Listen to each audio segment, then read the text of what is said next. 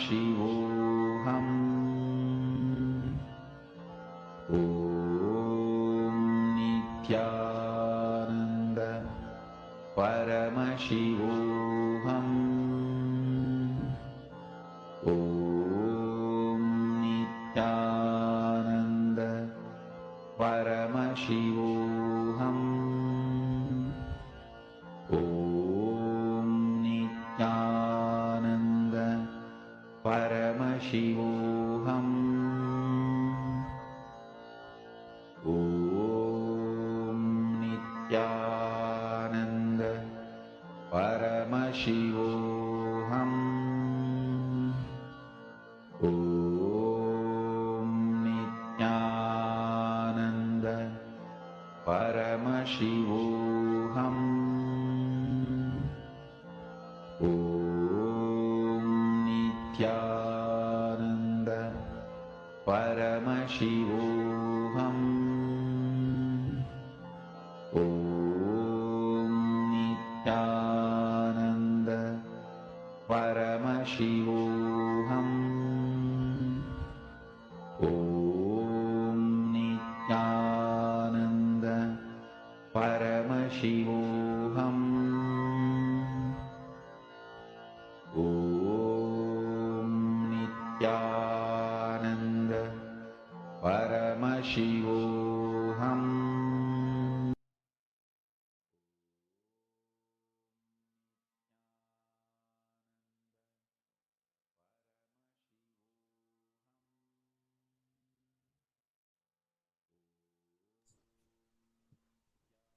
We can all relax slowly. You can open your eyes, take the picture, see how the manifestation has happened.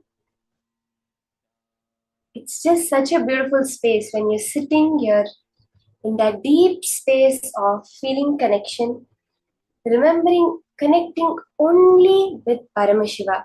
There's no input from the matter level at all. Now, we're going to be moving on to the next session, understanding the powerful cognitions from Swamiji on a very subtle but important truth, conscious elasticity. Let's now hear this powerful cognition from Swamiji.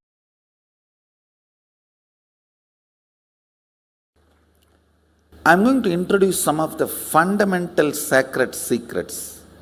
One good thing, introduced properly, these sacred secrets become just part of your very cognition just by the introduction, because they are real. Give me little friendly ear, that's all I want.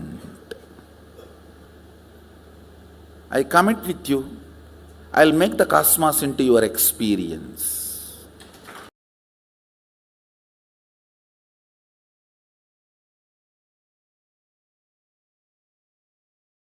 Paramashiva's message from Kailasa.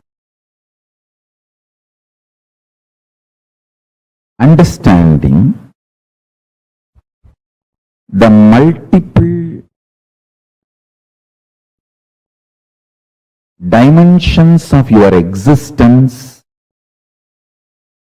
can coexist without chaos and prioritizing simultaneously, spontaneously in you makes you chaos-free, stress-free, tiredness-free, incompletion-free, worry-free. Listen, I'll explain. Very simple thing I can tell you. Visualize yourself with the 25 heads of Paramashiva, 75 eyes. Now decide all your problems, difficulties, business, everything. You will think through these 25 heads and find solution. Please listen.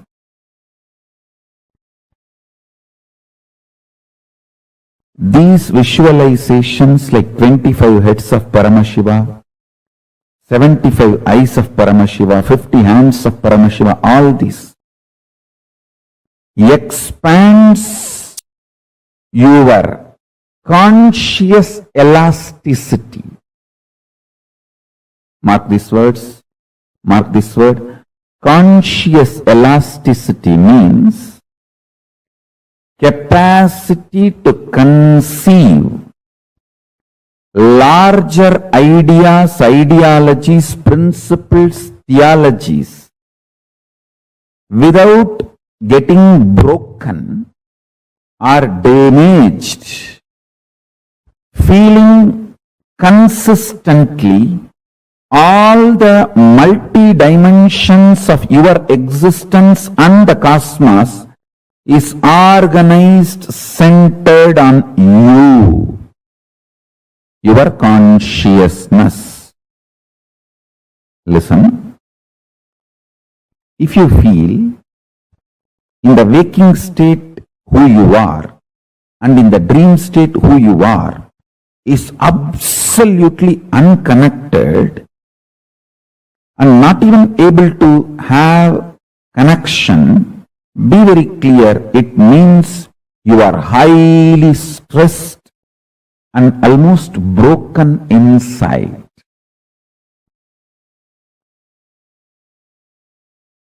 The multiple parts of you, dreaming part, visualization part, thinking part, emotional component, feeling component, deciding component, all this,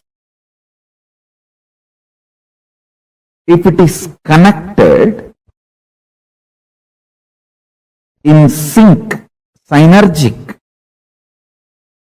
that is what I call conscious elasticity. It just gets pulled, pushed, dragged, but never gives way, breaks. Falling into dream state, falling into deep sleep, getting out of it, should be almost like a sweet vacation.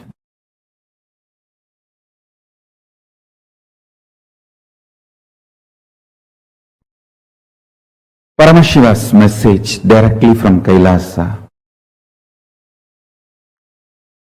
Conscious elasticity is ability to unclutch and operate. Ability to unclutch and operate.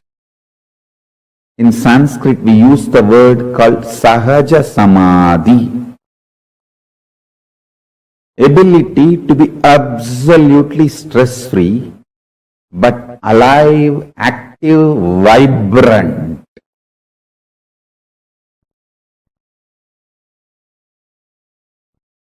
I can sit in Nirvikalpa Samadhi whole day in this padmasana and go on releasing the ideas about Kailasa, Reserve Bank of Kailasa. Usually presidents, prime ministers, head of states, if they want to reveal something, announce something to the world, they will call for a press meet. There will be a formal press meet, they will announce and people will, the media will ask questions and they will answer, then it will be taken to the world. But here, I did not even make the announcement. I said, I will make the announcement on Ganesh Chaturthi. That's it. It is all over media and social media, internationally, globally. I finished the satsang, went and sat in Samadhi, attended to some of my puja and all the spiritual activities. When I came out and saw just Reserve Bank of Kailasa, 200 videos are up there. Actually, we are ready to announce, we are going to be announcing, and I am already ready with all the policies, very elaborately the economic policies and economic strategies, and actually I was planning this 10 days Brahmotsavam itself.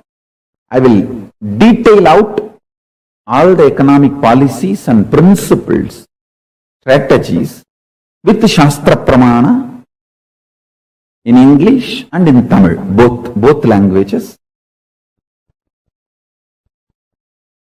In both languages, I will use Sanskrit. Fundamentally, the policies are formed based on Sanskrit scriptures. So the policies are in Sanskrit, translated in both the languages, English and Tamil, both languages. But only I was wondering, still I am not able to logically understand why this Reserve Bank of Kailasa became so popular, viral.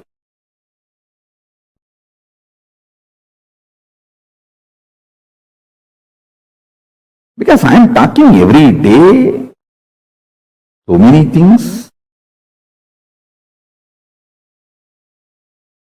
Understand the principle of conscious elasticity, then you will be able to understand what I am trying to share with you all. Conscious elasticity means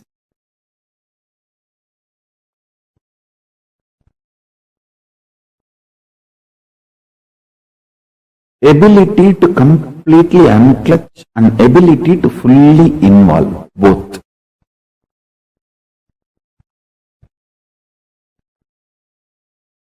This ability gets built in your system when you start enjoying unclutching more and more.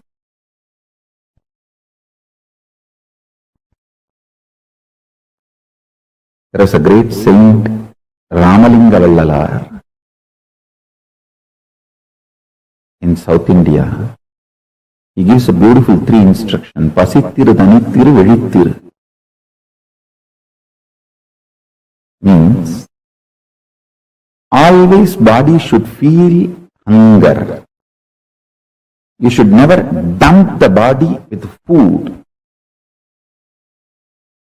and seal it up to this. Pasittiru. Always body should be functioning,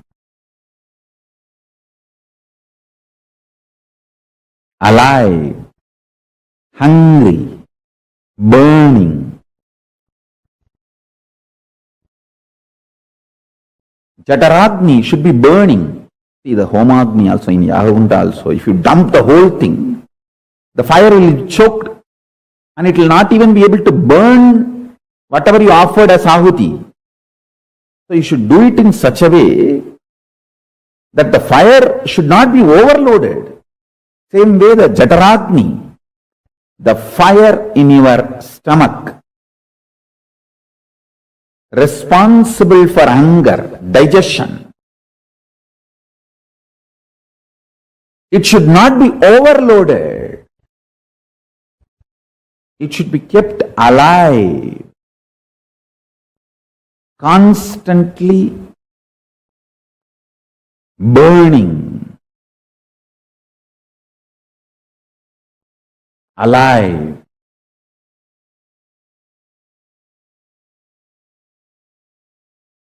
Excited, inspired, burning. Listen carefully. Pasittiru means keep your body hungry. Always, always a level of hunger should be there. Tanittiru, be unclutched. Vizhittiru, be fully alive in the state of Turiyatita and Turiyatita. That's the essence of this great saint's teaching, Ramalinga Vallalar. Pasittiru, Tanittiru, Vizhittiru. These 3 will make the conscious elasticity happen in you.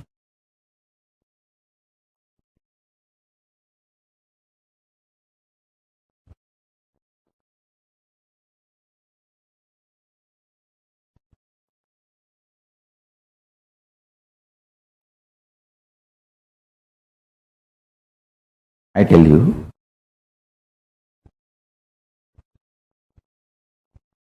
human mind is capable of manifesting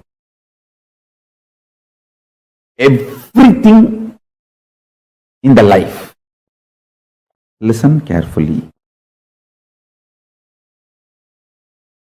You are absolutely capable of manifesting all the powers and possibilities of Paramashiva.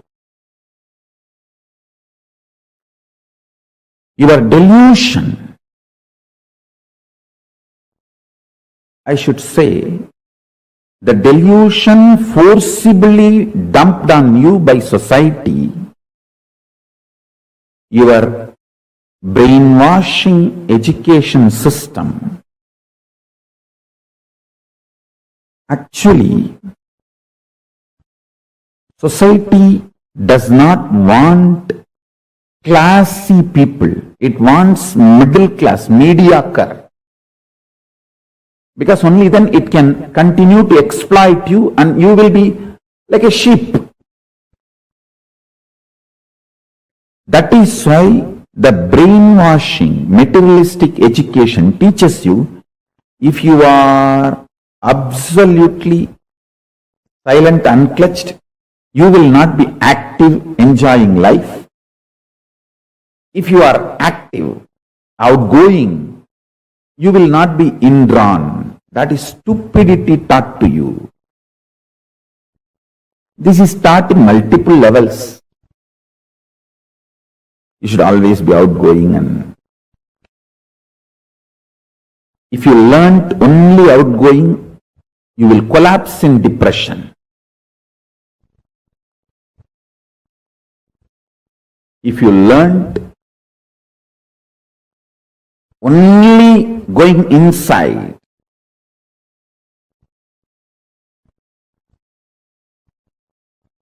you will not collapse in depression.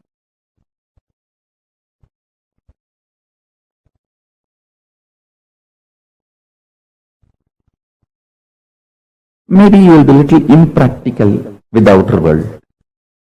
But I tell you, real unclutching is neither only going inward nor only going outward. It is expanding your conscious elasticity. The more you learn unclutching, you will have the ability to go inward and you will have so much excitement and deep involved thinking through. So many celebrities who are absolutely outgoing are depressed and suicidal in their personal lives. Celebrity suicide is not accident. By the fundamental design of the binary logic and Macaulay education and materialistic brainwashing, only outgoing person has to be suicidal. It's not something rare, whether comedians or stand-up comedians or all celebrities, the film actors or even the celebrity journalists, stage actors. The only outgoing, and you see, if you are brainwashed, you are capable of only one thing. That is all is needed to destroy you. Either you die as a mediocre forever, or you live as conflicted genius and collapse. I tell you, conscious elasticity,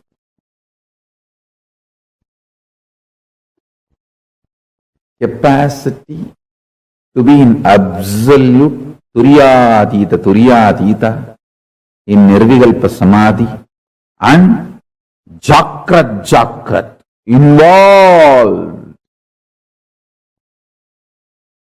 Conscious elasticity means you can catch a thought before it gets formed inside you.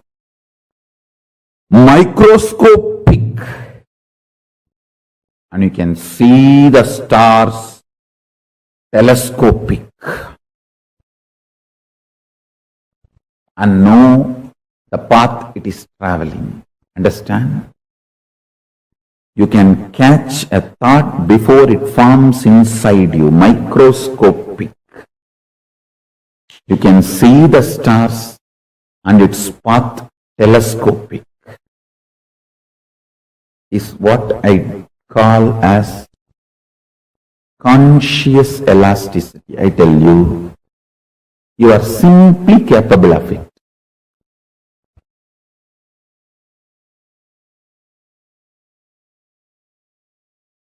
Visualize you with 25 faces. I tell you,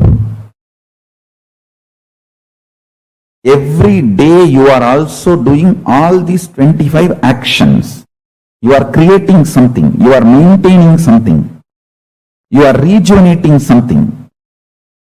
You are pulling yourself out of delusion sometimes. You are liberating yourself sometimes. All these 25 actions you are also doing, but with a lot of conflicts, stress, friction, fight, internal chaos, because you do not understand all these 25 can coexist in a very orderly way. If you can organize your inner space and understand this 25 constantly is happening in you in a very orderly way. Please understand, this next 24 hours, I want to dedicate this. I want to dedicate it to this one principle. All of you sit and pen down, think, do Vakyartha Sadas on this one principle. How you are doing all these 25 actions of Paramashiva in your life every day. Understand? Macrocosm is Paramashiva, microcosm is you. You are the microcosmic version of macrocosm Paramashiva. Brahmanda is in Pindanda. Brahmanda is Paramashiva.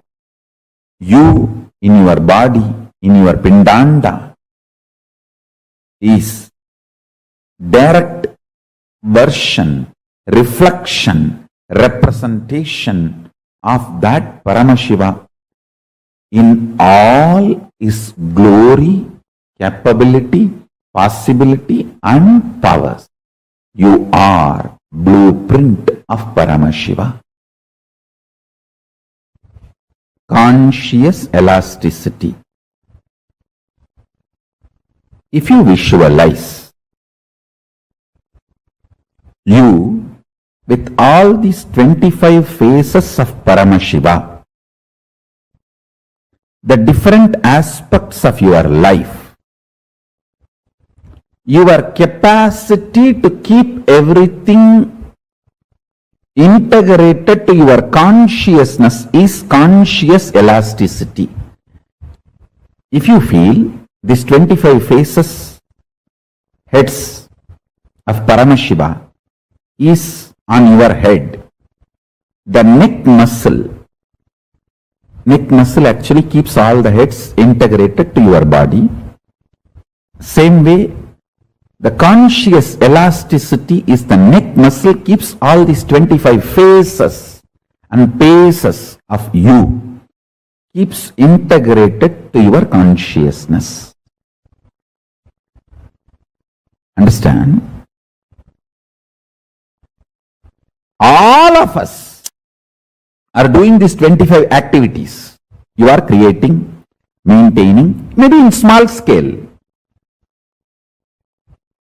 destroying, putting in delusion, pulling out of delusion, liberation. All of us are doing. See, when you give a consolation, a loving smile, or a simple loving hug to a friend, you are liberating that person from suffering. So every day, knowingly, unknowingly, all of us are doing all these 25 activities.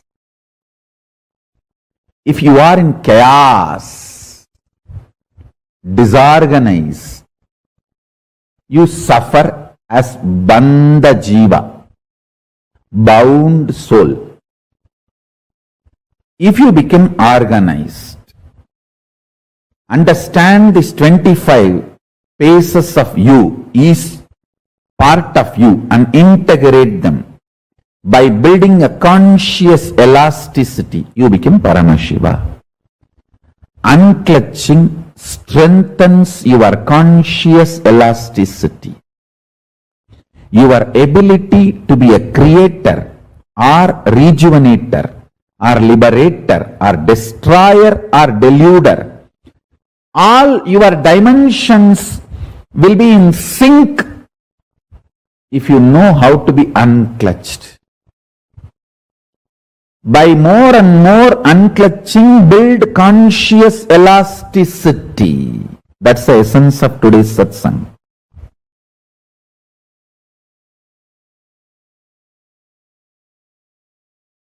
When you actually unclutch, not just your thought currents, your liver, your kidney, your intestine,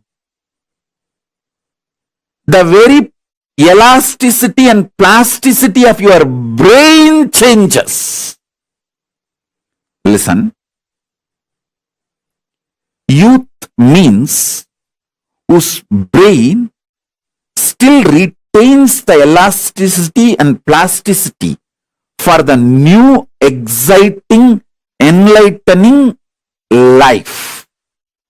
Intense life. Youth has nothing to do with based on your date of birth, year of birth. Youth means whose brain is plastic enough, elastic enough to manifest the grooves, to radiate enlightenment, excitement, intensity, joy, life positivity is youth. So when you unclutch, sit in unclutching, your liver changes, your intestine balances, the elasticity and plasticity of the brain, the ability of your brain to develop the new grooves changes. It's no more a dead, frozen stone. It's a living clay in which the new grooves can be formed.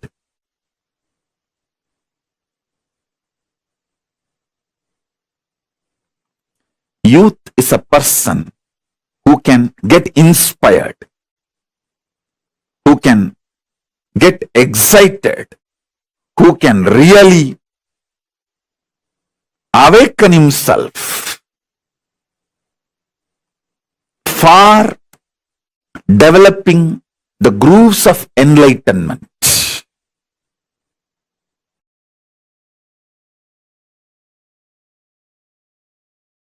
Simplest way, as it happened in my life, I tell you.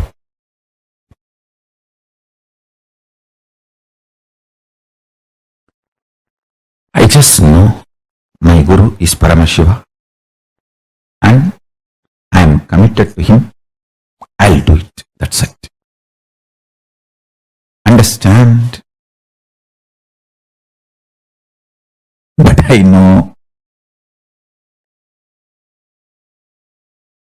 I will be integrated to my Guru and my commitment to my Guru, and not even one second iota of doubt or idea of not doing even appeared. Forget about that thought appearing and then me consoling and denying and saying, no, there is no internal struggle. I just know I am committed to my Guru and I will do it.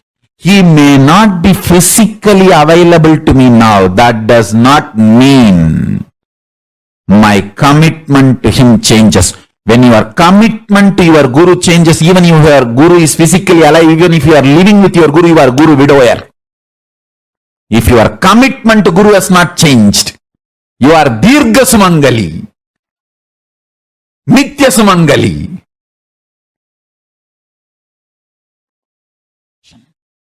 I am committed to my Guru and his word to revive the enlightened civilization, Kailasa and the planet Earth. I'll do it. I will continue to strategize, and I also know very strongly I cannot be destroyed. I am Akshaya. Because my Guru is Akshaya. I am committed to him and he is in me. He has given me that oneness. I am Akshaya. I cannot be destroyed. I'll do it.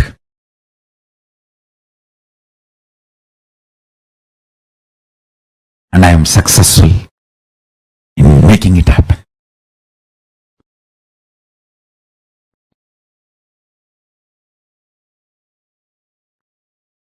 I tell you,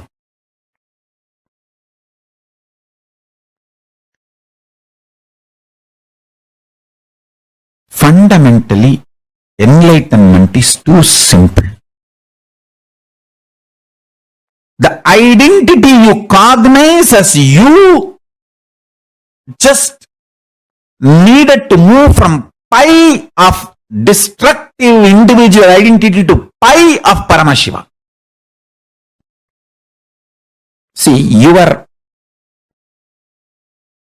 foundation software, that binary code is destructive, powerless ideas, concepts, cognitions. If we wake up to the powerful cognitions,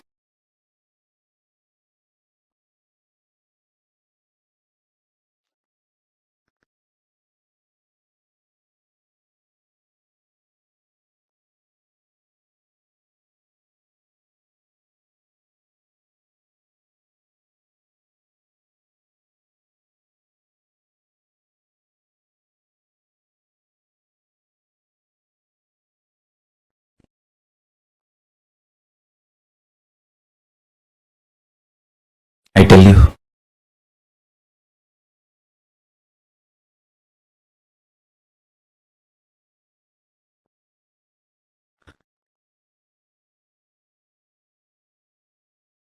the whole being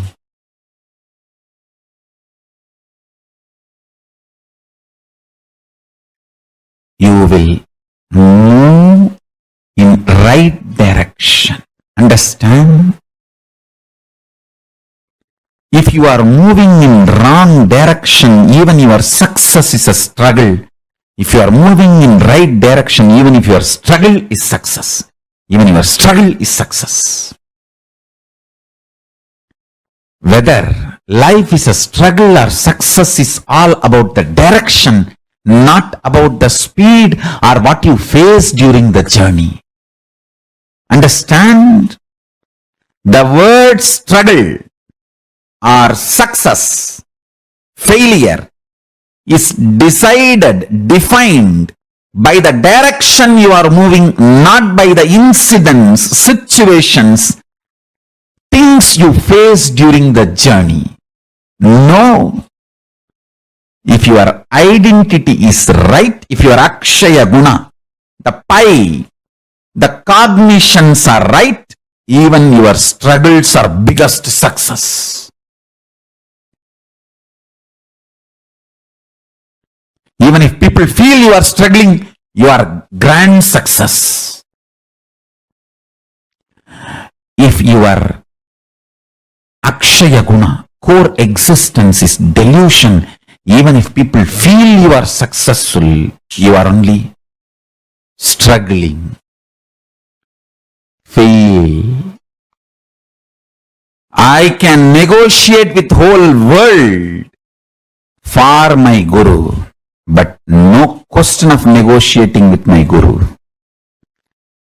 I'll conquer the whole world for my Guru. No question of even looking up to see his face, only feet. Understand?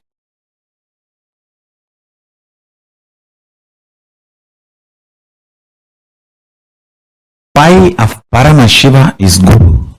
If you negotiate with the core concept Akshaya Guna, then when are you going to reach and be integrated and strategize for it?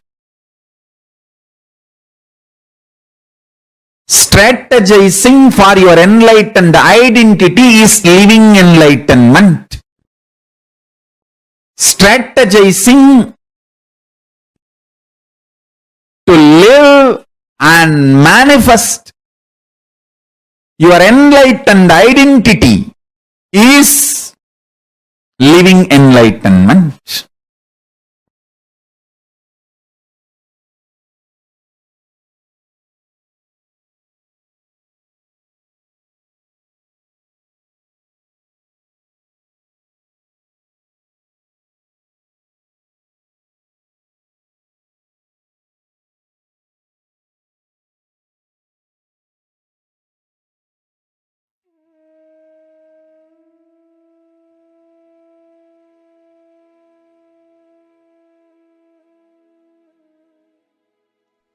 Yes, Nityanandan, so beautifully Swamiji had explained to us about what is conscious elasticity and also the Akshaya Guna that we carry, how that determines the experience, the kind of experience that we have in our life.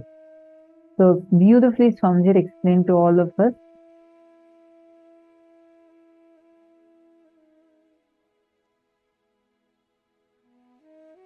Elasticity means your conscious ability to become everything.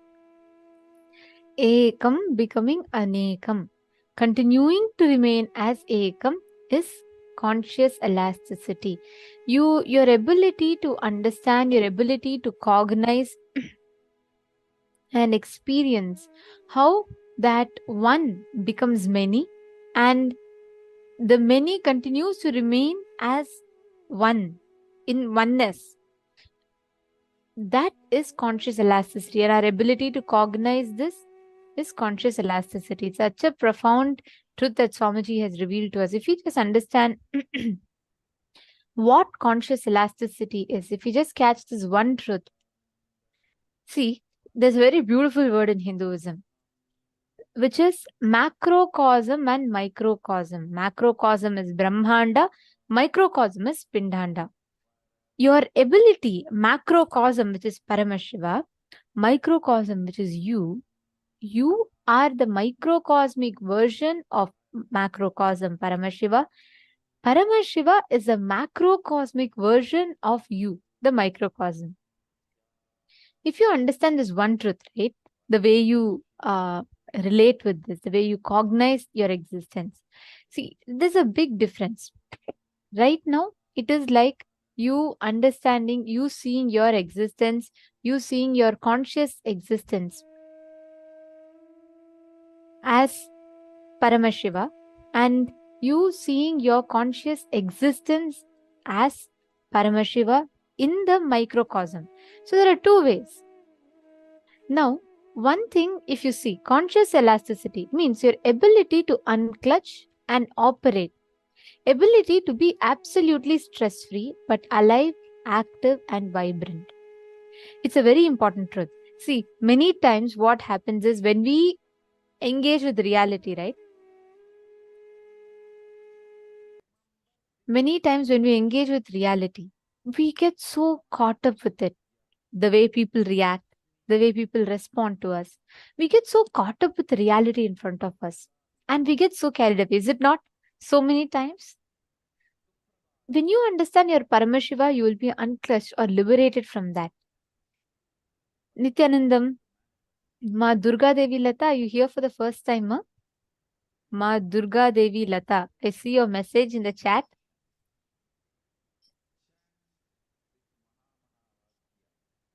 Nice to see you here. Are you here for the first time?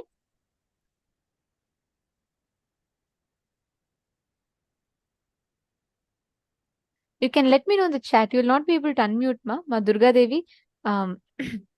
You won't be able to unmute. You can let me know in the chat if you're here for the first time and since when you have known Swamiji.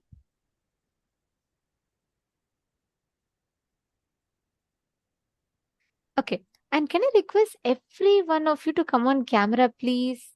I see many participants. Nityanandam, all the Paramashivoham participants, please can I request every one of you to come on camera? Ma Sindil Kumari, Ma Minso Sheng, Ma Sheng Wong. Can I please request everyone to come on camera, please? Ma Ganapati and all the others. Even here in the Sarvadarshan room, I request all the participants, Ma Sil Oz, Ma Zi Jiang, Ma Yu Jingqian, Ma Cheng Yu, Ma Nitya Priyesha, Ma Vivian, Ma Guanel. I see a lot of you not in camera. Please, can I request everyone to come on camera, please? See, it's very important that we're all in camera and only that will enable us to have a more interactive space to discuss, to understand.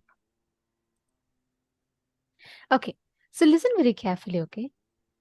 Visualize yourself with 25 faces and every day you're doing all these 25 actions. You're creating something, you're maintaining something, you're rejuvenating something, you're putting yourself into delusion, pulling yourself out of delusion.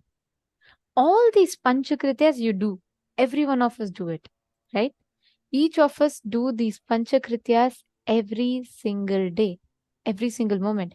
Every time, let's say you are creating something, like you are growing taller, you're generating cells, you are creating a new life.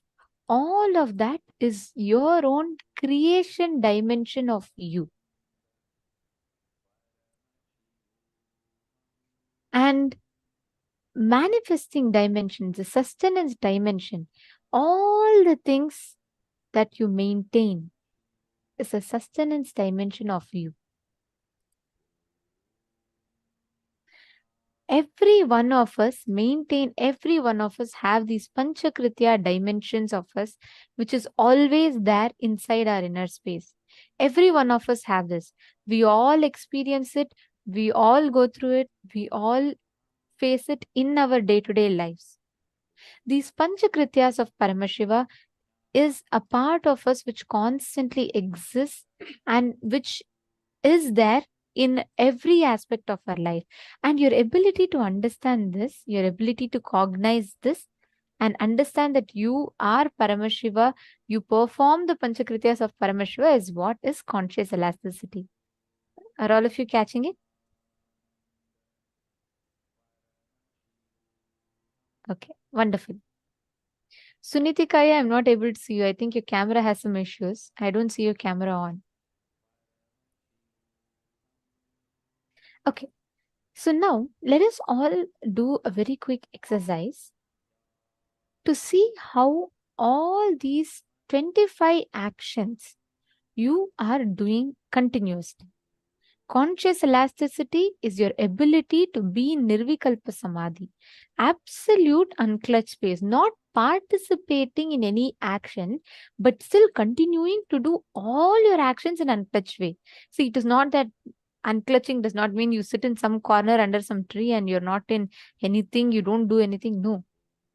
Unclutching is your ability to remain untouched even through all the ups and downs in life, and still your ability to continuing to take responsibility, continuing to function, do all your activities without reacting to it. See, all of us, some way or the other, are doing the Panchakrityas. If you visualize you yourself with all these 25 faces of Paramashiva, you will start using the different aspects of your life, your capacity to keep everything integrated to your consciousness. That conscious elasticity expands. If you feel these 25 heads are another resource added to you, you will get so much more powerful. Right now, if you tell, oh, cognize 25 heads is you, you just do it as a visualization exercise. No. If you cognize it, it's like this. If I give you one project and you have to do it all by yourself, versus I give you two more people to help you, there's a big difference, right? It's a resource added to you. Same way, you cognizing yourself as Paramashiva is a big resource being given to you. You are creating, maintaining, maybe in small scale. You are destroying, putting in delusion, pulling out of delusion in small scale. All of us are doing it. See, every one of us, knowingly, unknowingly, we're all doing this 25 actions, that Panchakrityas in our life. Let's all do a very quick activity, okay? Can I request every one of you to take a few minutes, pen down how do you see that you are doing this Panchakritya in your life, in your day-to-day aspects of your life? Can you all take a few minutes and pen down? Just write down.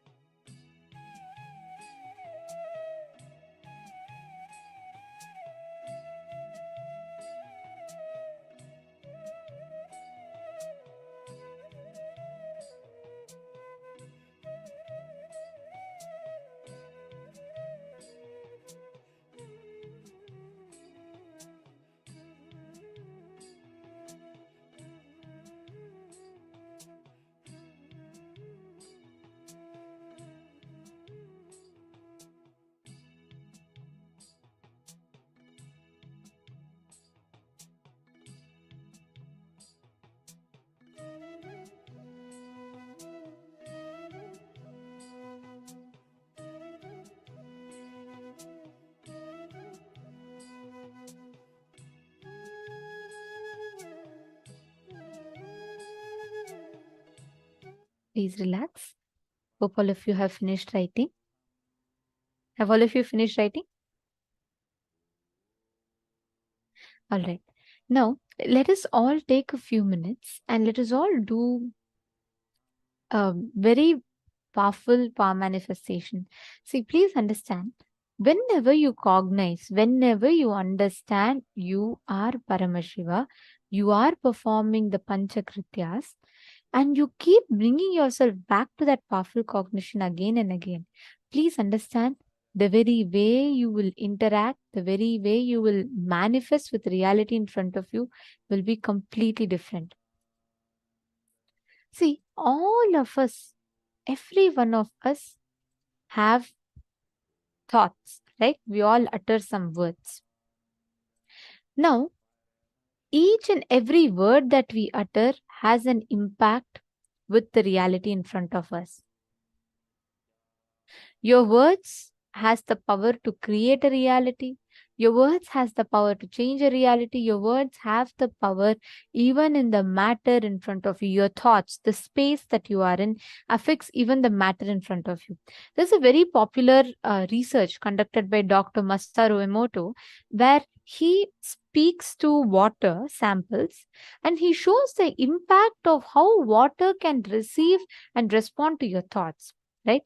There's a very beautiful video on that, and I'll be now playing that video for all of you.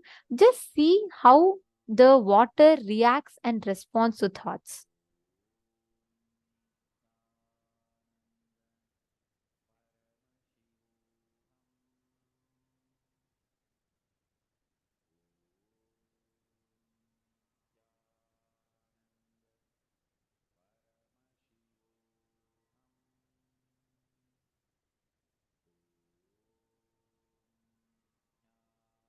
As you all can see, these are all the different crystals. You can see when these words are uttered, when the word Hitler is uttered, you can see how the crystals change. When the word love and gratitude is uttered, how beautiful the crystals become.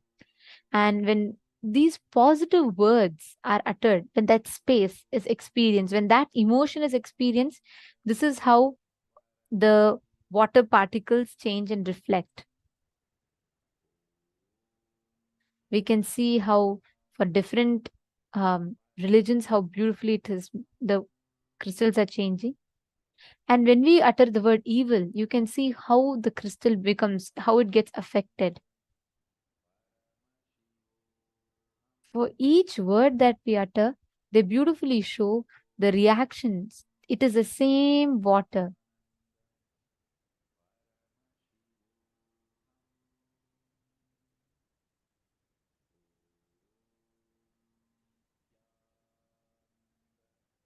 Do you all see how the water particles, just in one sample of water, we can see how affected they become and how the very way these particles exist changes.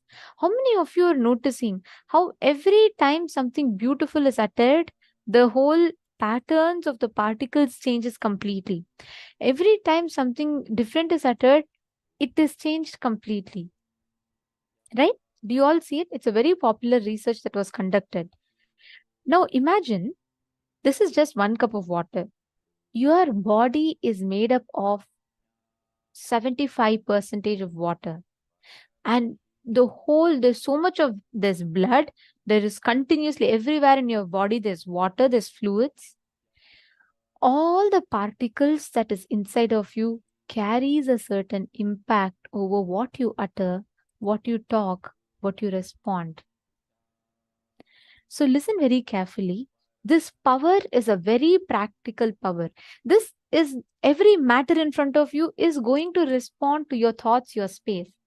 When I say matter, that is even from, let's say, situations. Like, for example, your boss reacting to you a certain way, your office, your relationships, your spouse, everything is a matter in front of you. That means they're all reacting and responding based on how you are having the thoughts and space that you are having. And now we are starting to understand that by working on basic matters, like, for example, water. You're working on another object. By manifesting this power, you are reinstating that experience that you as consciousness, what is inside of you is what is reflected outside in all of these different situations. Now, let's all do a very interesting power manifestation. Okay, we all saw how water responds. Now, water has the ability to transmit your emotions, carry your instructions, and execute it. Water has that power. Water has that capability. Like we all saw the research of Dr. Masaru Emoto, same way, now each of you can actually bring a cup of water, put any object on it. You can put, let's say, a rice grain, you can put needle, you can put anything. You can put a small piece of eraser. Put that into the water, and only by the power of your space, you're actually going to move the matter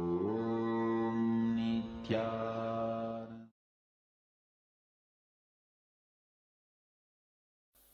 I welcome all of you for this Shiva Tattva and Vidya Tattva session.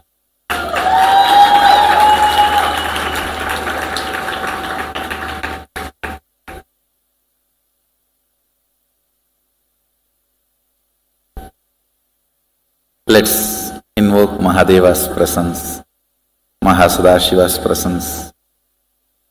Let him bless all of us and allow us to understand him in us, us in him.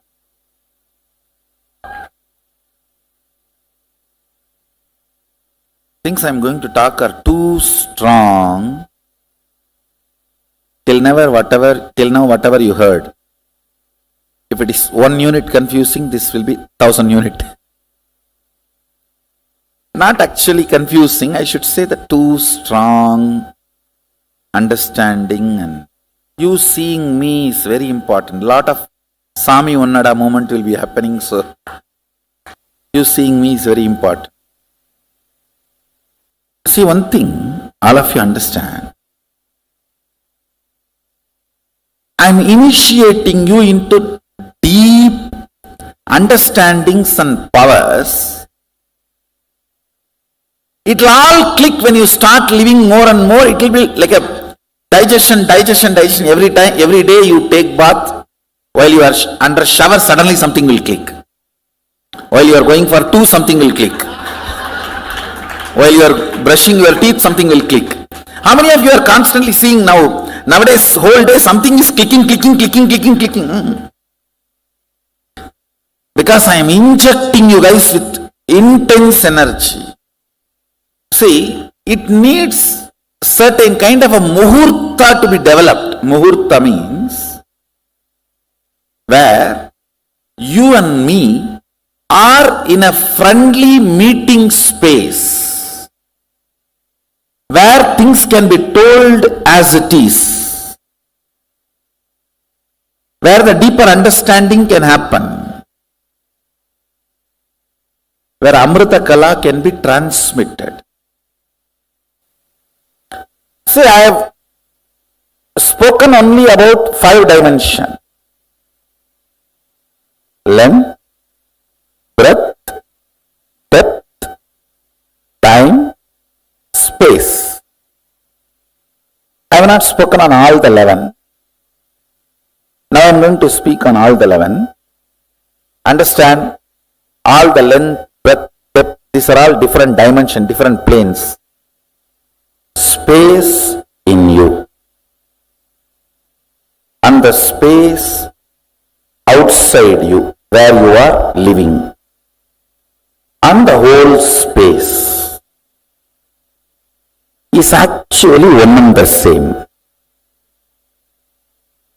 Your self-doubt, self-hatred, self-denial makes you feel they are separate and you are separate.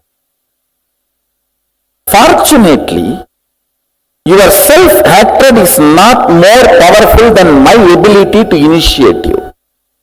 That's the good news. See, fundamentally,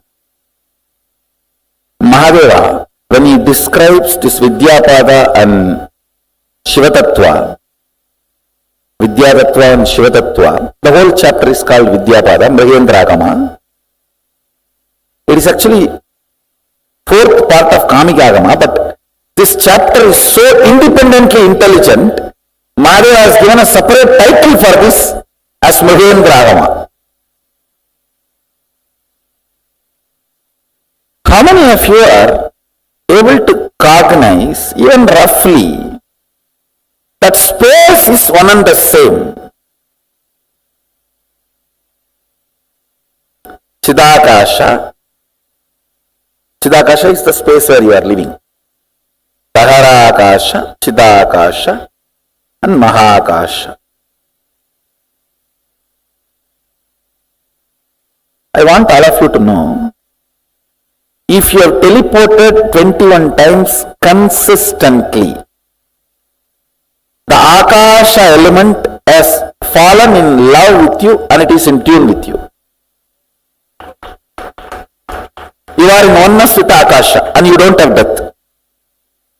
When you leave the body, you will not lose memory. The moment Akasha element, you have oneness with Akasha element, no more death fear.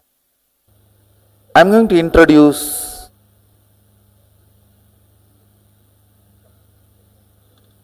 Mahasadahiva, all his aspects and dimensions. Even if you don't intellectually catch it, it's okay. Just sit. At least let your intellect knows he is beyond your intellect. Even that is also in a way catching it. Knowing that you can't know it also is in a way knowing it.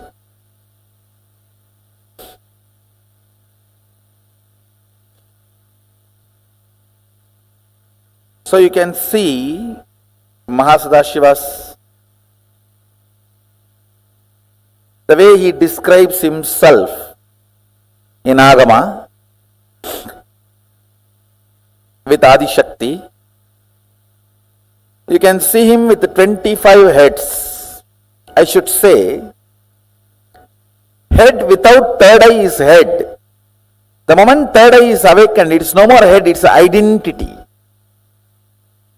Head becomes identity when third eye is awakened.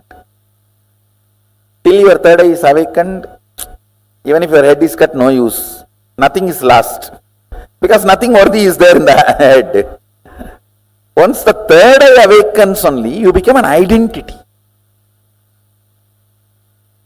So, because your existence is needed. Your existence is needed for you, for society, for humanity, for the universe. Till third eye is awakened, your existence is nothing more than this animals in the slaughterhouse. People look at that only as a next day meal. It's not looked as an animal. Of course, that is not right. That is the next. So you can see him having 25 heads. First layer 9, second layer 7, third layer 5, fourth layer 3, last layer 1. Listen, actually this 25 is not number 25. It is just countless. Any identity is part of Mahasadahiva. Then it is zillion or zillions and zillions. It's countless. I'll explain, then you will understand. Please see this. Below the 9 heads, they represent unit dimensions of the cosmos, like a length, breadth, depth, time, space, the unit dimension. The other 4, don't worry about it now, I'll explain later. Let me give you understanding step by step so you understand it is your own head. Listen. The lowest rung, that lowest line, represents length, breadth, depth. Why I want you to understand, by understanding it you will understand you also have all this in you. Some of your heads are not awakened, that's all. You also have all this. Most of you are awakened only with the first head, that's why only one head length, that's all. That's all you know. In this length and in this length. For all greed, for all fear, over. You know only length. Listen, first unit, length, all of you understand. your logic. Breath, your visualization or emotion, heart. Understand, as long as there is only length and breadth, only these two exist. But when the length and breadth gets matured to depth, not only depth is born, in depth there are many other things born. Listen, when there is a water and land, these two are separate two units. When the water and land gets mixed, not only the fertile land is born, in the fertile land multiple things are born. How many of you are catching it? That multiple things in depth, when the length and breadth operates, the first thing starts is Shabda. Shabda. In depth, length and breadth crisscrossing, your visualization and your logic crisscrossing. In depth manifests Shabda. Like one man, one woman becoming husband and wife and living in a home creates Shabda. Man is length, woman is breadth, house is depth. It is not just length, breadth, depth. Now the side effect starts.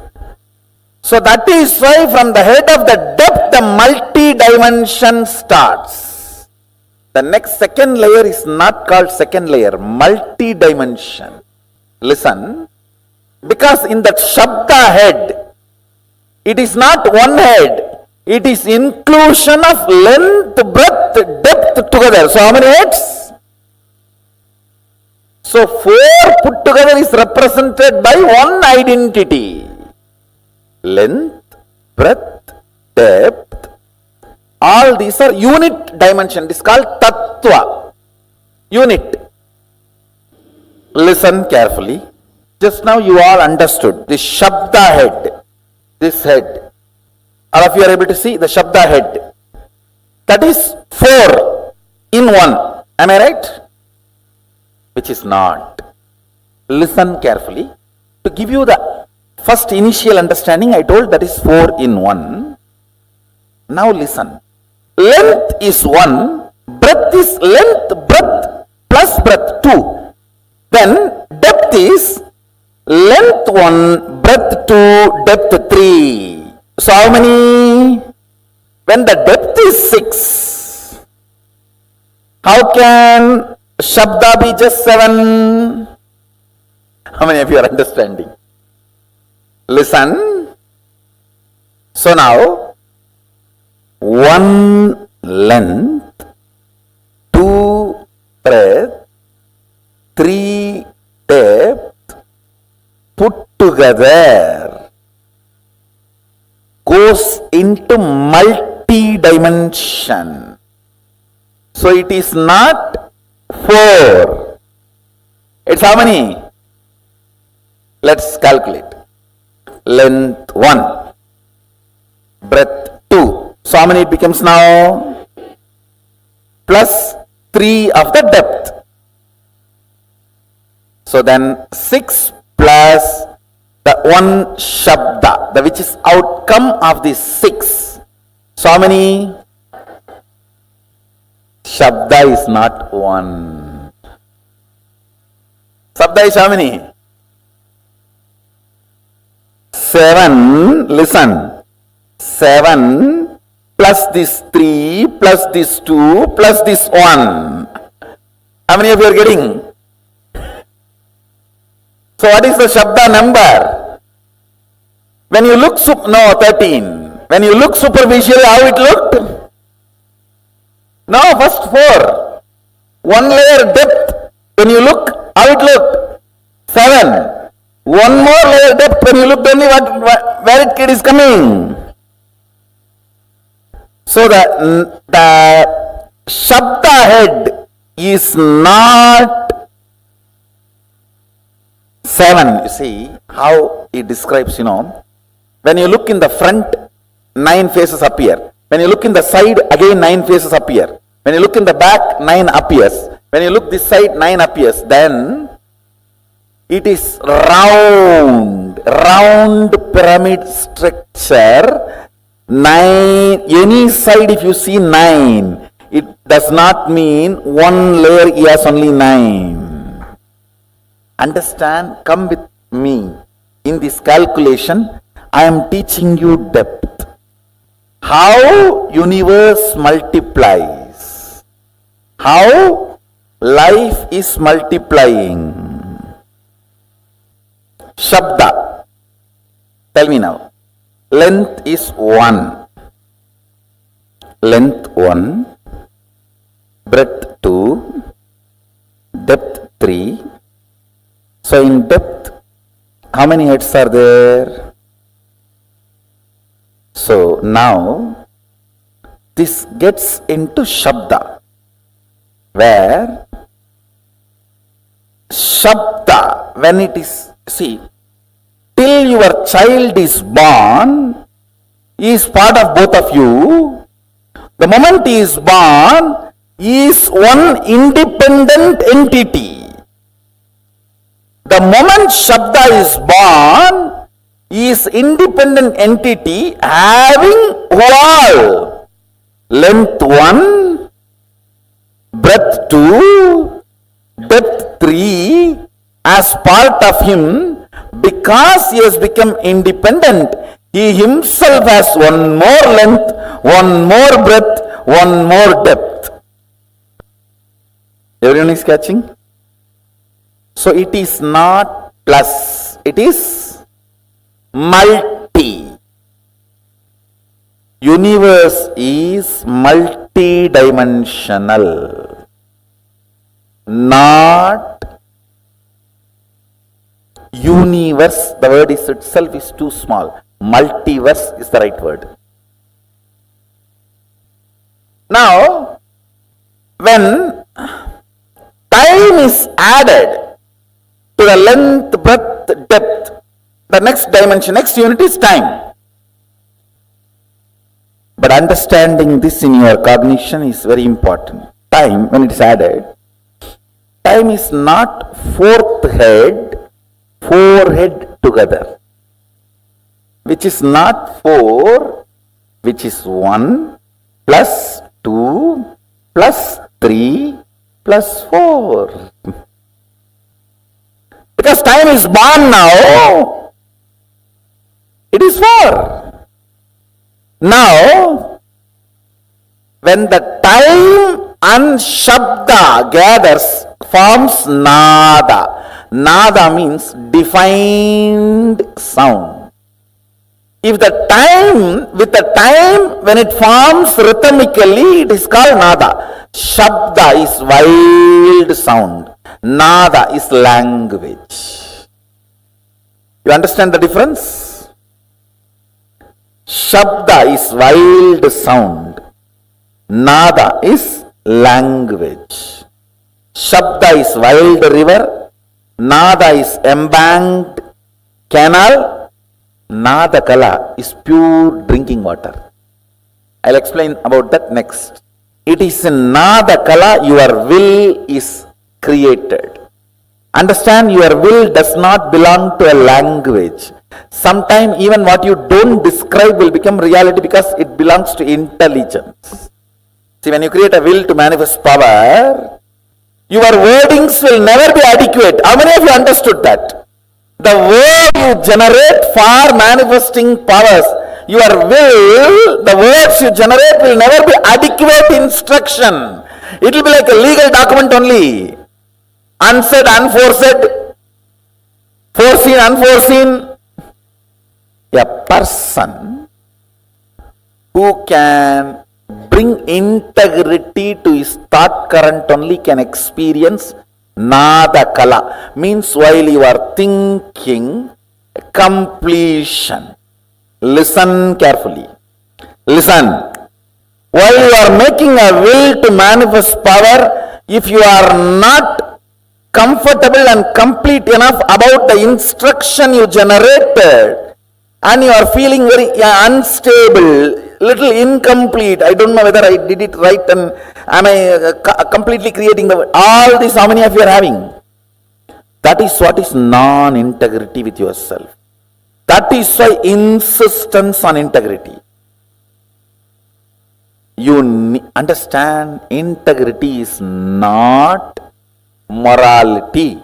It is a spiritual power. Ability to make a clear will. Hey, this is it. Leadership, integrity is one and the same. Chastity and integrity is one and the same. Listen now. I am not asking you to practice integrity as a morality. I am asking you to practice integrity to define your nada to nada kala. Means subtle purification in your thinking. Subtle purification in your thinking makes your whole body ecstatic. The nada kala. Understand, this whole detoxification is to raise your shabda to nada, nada to nada kala. To bring you more and more integrated to your thinking. That's all, nothing else. What you want, if you can tell yourself, you can get it because you are Mahadeva. Understand? Length 1, breadth 3. How many of you are understanding? It's not 2. It is 1 plus 1 plus this one, 3. Depth 1 plus 3 plus what? 3. 1 plus 3 plus 3, 7. Because the moment depth is born, that is 3. The moment child is born, you can't keep him as you want. Because he is born out of you does not mean he will be under you. You always have this stupid thing, equating him also as equivalent to you. No, he is both of you put together and his own craziness. You never value his craziness. Understand? That is why you are shocked when you see his craziness. So now, what about time? You yourself calculate. 1 plus 3 plus 7. So what is the number? 11 plus 11. Because the moment time is born, it has all the identities of this 11 into it. Not even 11, 12. Because time is its own independent identity. How many of you are catching? What is space now? No, actually you will have to visualize clearly. 1, 1, 1, 1, 1, 1 and count. By the time coffee has come to mind, no, come back. 1, 1, 1, 1, 1, 1. I am not confusing. I am making you guys understand the futility of your mathematical length.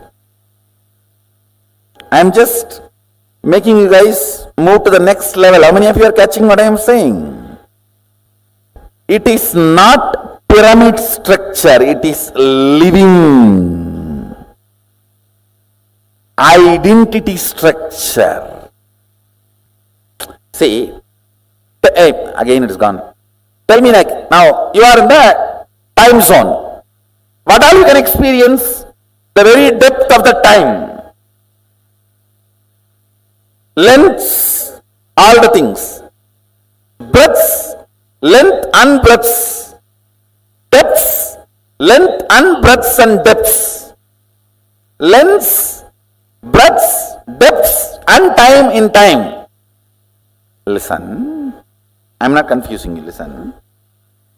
Length of the length and length of the breadth both exist in time. Length of the length and length of the breadth and length of the depth exists in time. I mean, if you are catching, because now time is born, the length of the time. I mean, if you are understanding. You may think, why should I know all this? Because, listen, even all this being informed to your depth, you will play with the powers very properly, and you will know if at all you are stuck somewhere where you are stuck, and you can just clear it. Understand, knowledge is power. How many are understanding?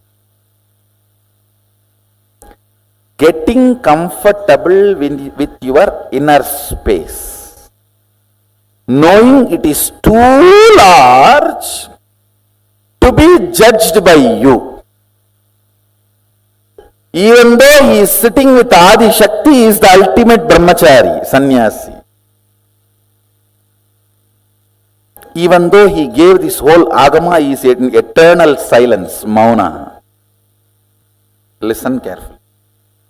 Can you guys understand this? Put the number for space.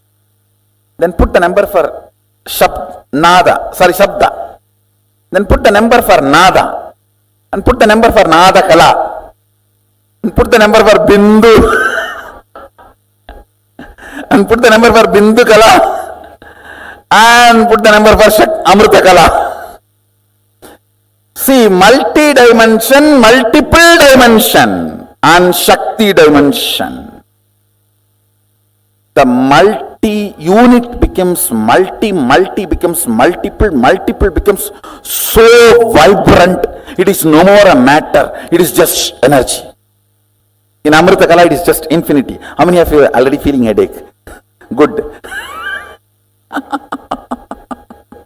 Now listen to one line.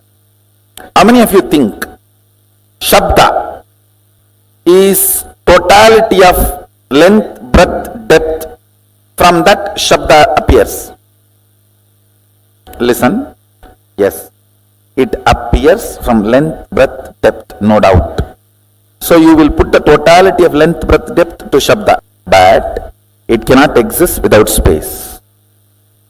That is why multi-dimension. Anything in multi-dimension may be generated from some of the unit dimension, but it cannot exist without all the unit dimensions cooperation. How many of you are getting? So all the unit dimensions have to be present in even the first of multi-dimension. Understand, I am teaching you the tattva, unit of the cosmos. Can sound, shabda, exist without space? In length, breadth, depth, it will be generated. But it will die the moment it is generated. Only if the space, it can hold it and keep it alive. Without space, can the sound be kept alive? Then without space, the word I utter here, sound I utter here, it will die here. It will never reach your ears. It reaches your ears because there is a space. How many of you are understanding? So, multi-dimension means all the unit dimensions have to be present there. Multiple dimensions means all the unit dimension and multi-dimensions have to be present there. Now calculate.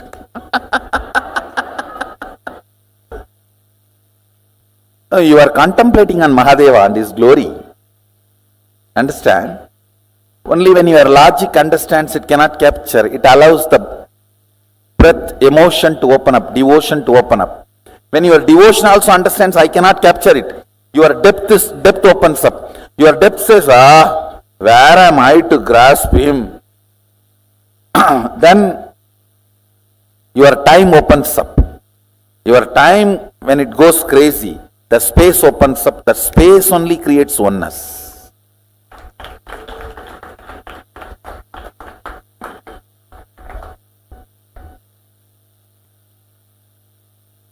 Listen.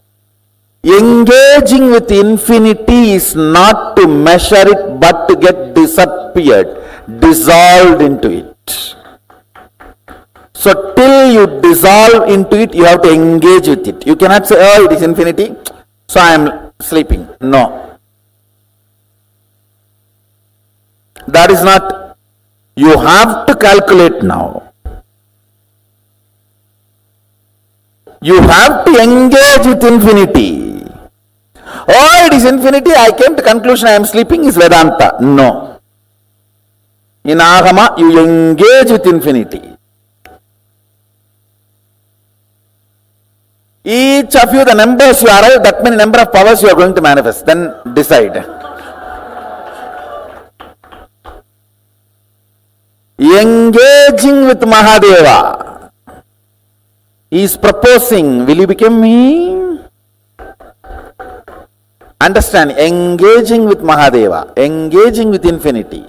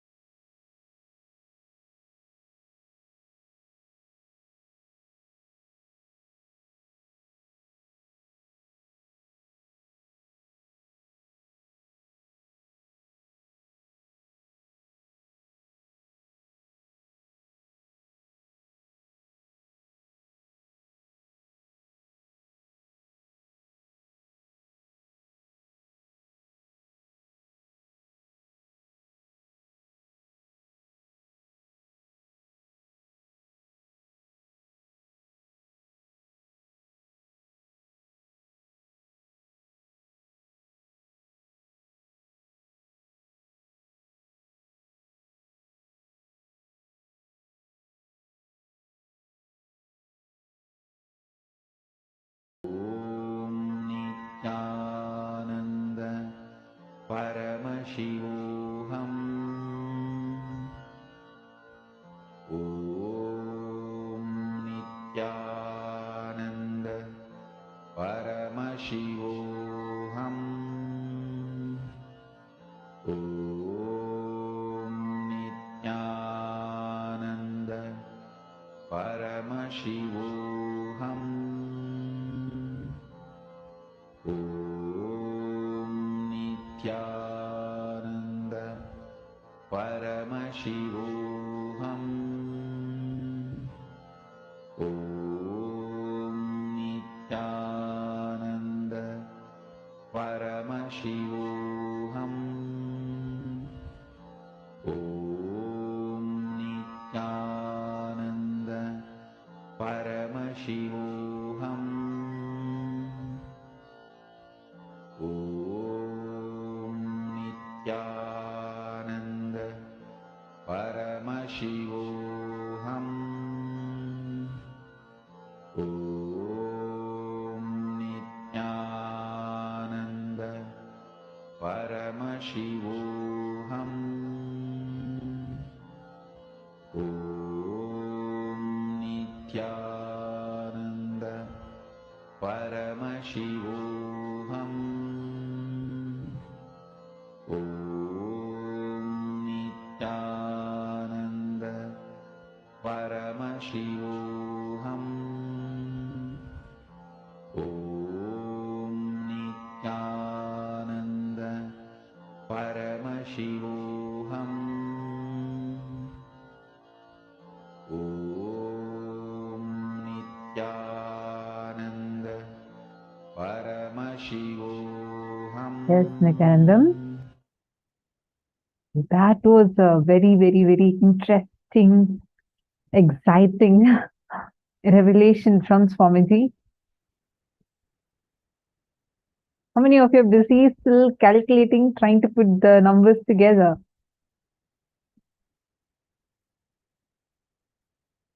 Ma Chetna Patel is laughing nicely.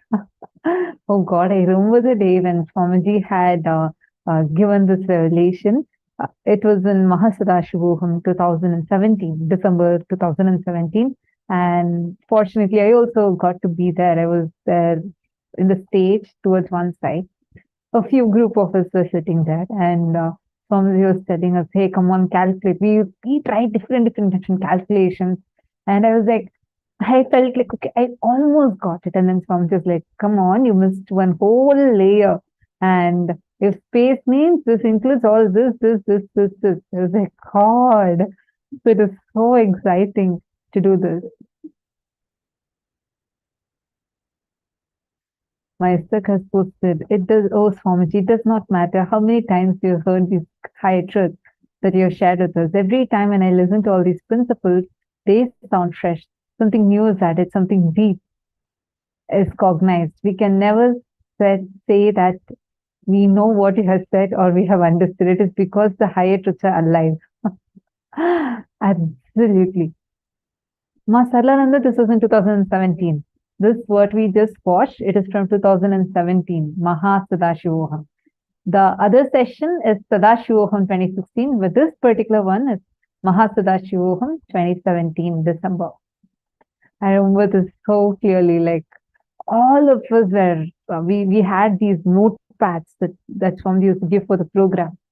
So notepads after notepads, you're like trying, 2-3 of us are like trying to sit and put calculation. I said, okay, I'll do for this head, you do for the other head. We were trying all sorts of things, but of course, as Swamiji said, it's infinity. You just have to cognize it till the time you become one with it. Just go on playing with it, and playing with it.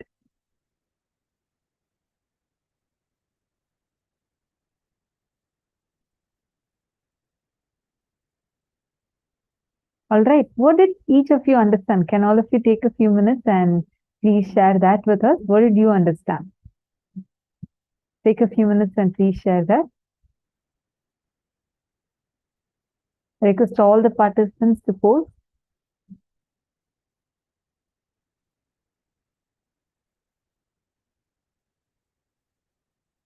Each of you please post what exactly is the click that you had in this session. And then we are going to go into like a revision more, like just going to go through what all the Swamiji has shared and what we have understood.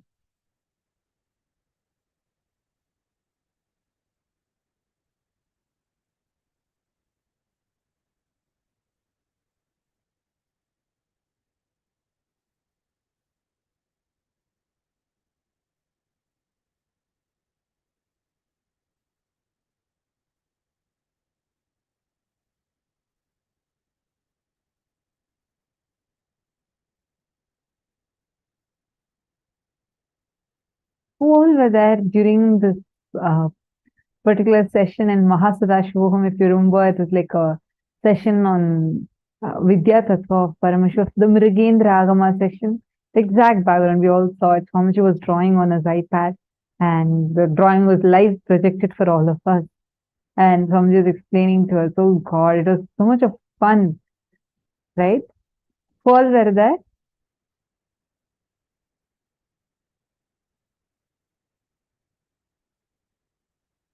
Madonna, you should not just say as countless dimensions of Paramashiva. As Swamiji said, you should actually literally cognize what each of those dimensions are, because that when you take a few minutes to cognize them, like cherish it, try to visualize infinity.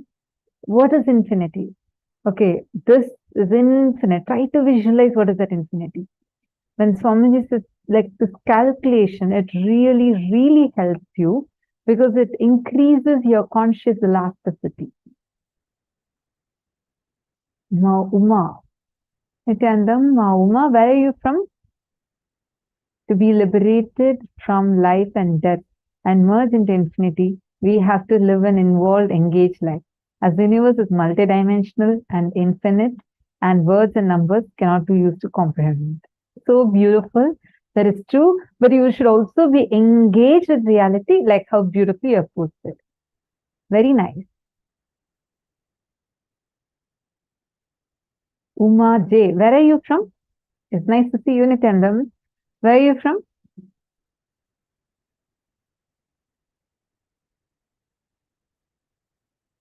You should type, Ma. I think you're trying to talk. They won't be able to hear you. There are like 10 rooms that are there right now. So we won't be able to hear what you're talking.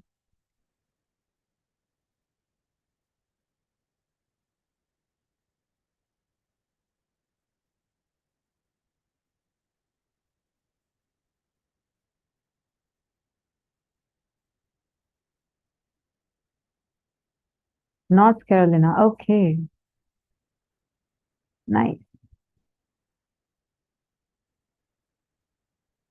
Ma Christine Jones is how vast is the cosmos? Is all these different dimensions is mind blowing. I know, right? Actually, like every time you learn about it, imagine and see, Ma Christine Swamiji says that whatever you know as the known universe, even whatever the scientists are able to visualize of, all of these are only still the Bhuloka. We have not even crossed Bhuloka to enter into Bhuvarloka, Swarloka, forget about all of the higher ones. Beyond that, there is so much that is existing. And like even in that, Swamiji says each thing, like just if you take Vaikuntha, these 14 lokas are not just 14 lokas. Each loka has like sub-lokas. We think heaven and hell are like separate two lokas. No, they all come under one plane called as Swargaloka. There is heaven. Within that itself, there's another abode of hell. It's not as per the Western understanding. It's very different, but roughly equated to that. And how they exist, you can just skip. You don't even need to experience one of those two. You can directly choose to go and live in a different other plane. Wow. It is mind-blowing.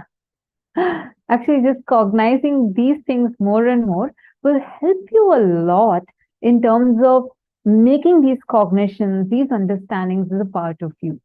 Okay, now let's take a few minutes to quickly go through what Swamiji just revealed.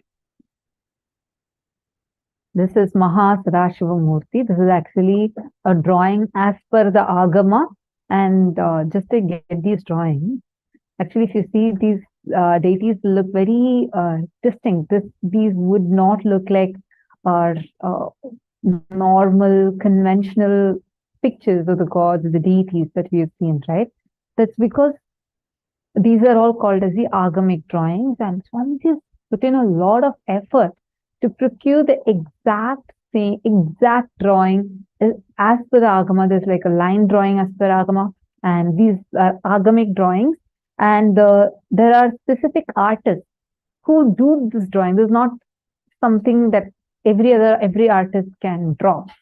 It's not about the precision or anything, but the Agamic artists are from a particular community, and to empower that community, to give more power to them and to revive that community, as well as to make them do exactly as per Agamas. There is a ritual they do, and then they do the painting to grow that community more. Swamiji himself actually identifies those communities and gives life to them and gets all these paintings actually from them. That's why every effort Swamiji takes for we may not even know, for us it's just another picture on the slide, right? But the effort Swamiji puts to get these to be as precise as per the Agama is just wonderful. I just wanted to share that since you're seeing this drawing, you all can see it'll look very distinct. It is not something that you regularly see. Whether these pictures are the ones that behind Swamiji during the darshan, you all can notice it'll be exactly as per the Agama. Okay, now take a quick few minutes.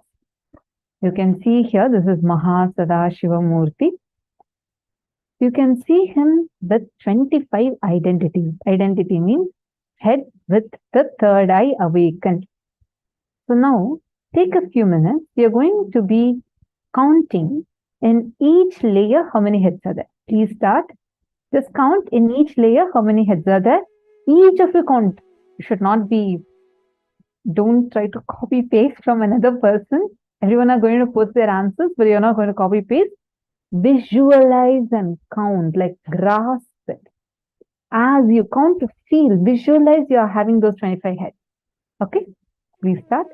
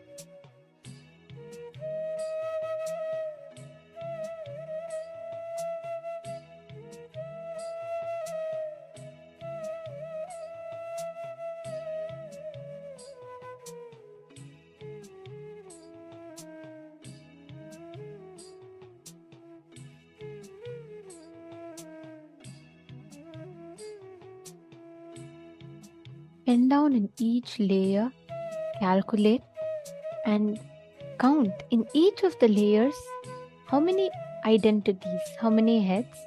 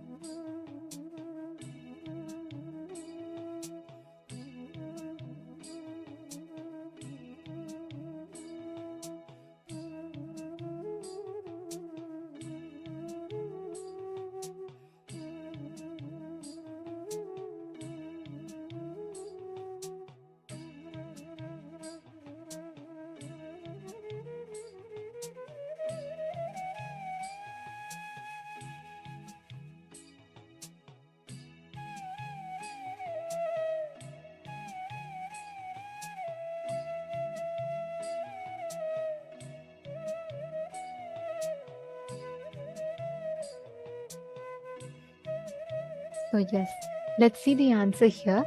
Here, if you see, the first layer actually has 9. The second layer has 7. The third layer has, fourth layer has 3, and fifth layer has 1.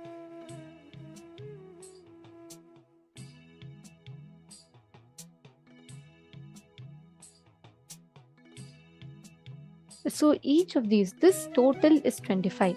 Actually, this 25 is not number 25, but it's part of the identity, the 25 main identities, the crisscrossing of the Panchakrityas done. So the 5 times 5, that 25 is what is this. So now we have few basic units, right? Length, the first unit, which is logic. Breadth, the second unit, which is visualization or emotion. Breadth is all related to our creativity, emotion, all of that. And length and breadth, the crisscrossing of length and breadth, the depth is born. Similarly, these are the given basic units. So length, breadth, depth. Add depth, Shabda, the fourth dimension is born. Then it becomes Shakti, right? In each of these dimensions, it expands as you keep adding the next and next and next identities. That is what this exactly represents of Paramashiva. Alright, now I request every one of you to take this, have this in your cognition, and with this, you're going to be now experimenting with directly moving an object inside the water. Inside, you're going to literally levitate that object. Listen very carefully. The depth dimension of Paramashiva is what you experience when you manifest the power of consciousness over matter. When you are literally making an object float, you're manifesting the depth dimension of Paramashiva, right? So now please pick up any object of your choice, something that's light, something that is not sinking.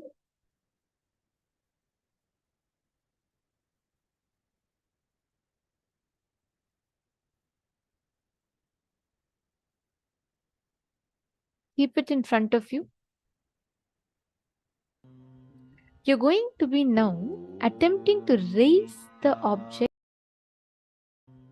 You're going to be now attempting to raise the object within the water. Paramashivoham. Om Nityananda. Paramashivoham. Om Nityananda. Paramashivoham. Om Nityananda. Paramashivoham. Om Nityananda. Paramashivoham.